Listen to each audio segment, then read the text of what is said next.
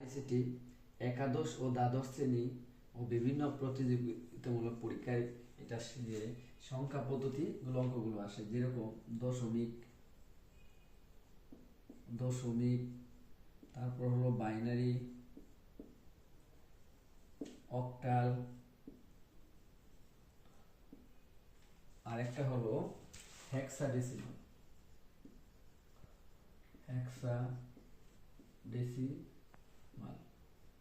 এখন আমরা এই চারটা সংখ্যা পদ্ধতি আছে, এই চারটা সংখ্যা পদ্ধতি জানবো। এগুলো কি?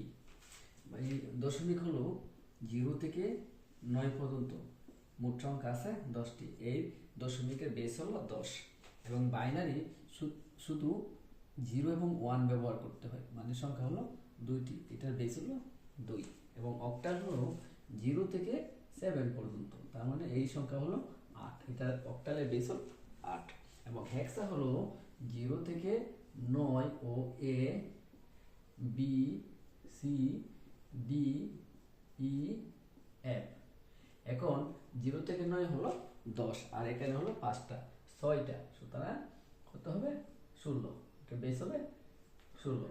তাহলে আমরা যদি দশমিক থেকে এই বাইনারি করি তাহলে কি করতে হবে? শুধু একটা সংখ্যা আমরা দেখাই দেব। এখানে হলো 38, এটা আছে, সংখ্যাটা হলো দশমিকে আছে। তো দশমিক থেকে যদি বাইনারি, অক্টাল, হেক্সা, তাহলে প্রত্যেকের বেস দ্বারা ভাগ করে ভাগশেষই হবে এটার বাইনারি মান।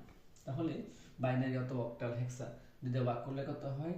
2 কে 2, আর হলো 2 9 18, হাতে থাকে কি 0। তারপর হলো 2 দিয়ে যদি ভাগ করি তাহলে 2 9 18, হাতে থাকে 1। তো 2 দিয়ে যদি আবার ভাগ করি 2 4 8, হাতে থাকে 1। তারপর যদি 2 দিয়ে ভাগ করি 2, হাতে কোনো কিছু থাকে না, 0। 2 দিয়ে যদি ভাগ করি 1, হাতে থাকে 0। 2 দিয়ে যদি ভাগ করি তাহলে কিছু থাকে না, 1।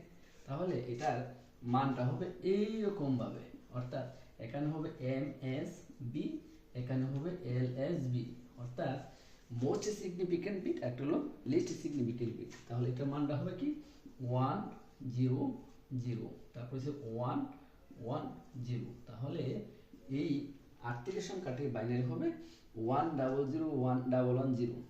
ধন্যবাদ সবাইকে।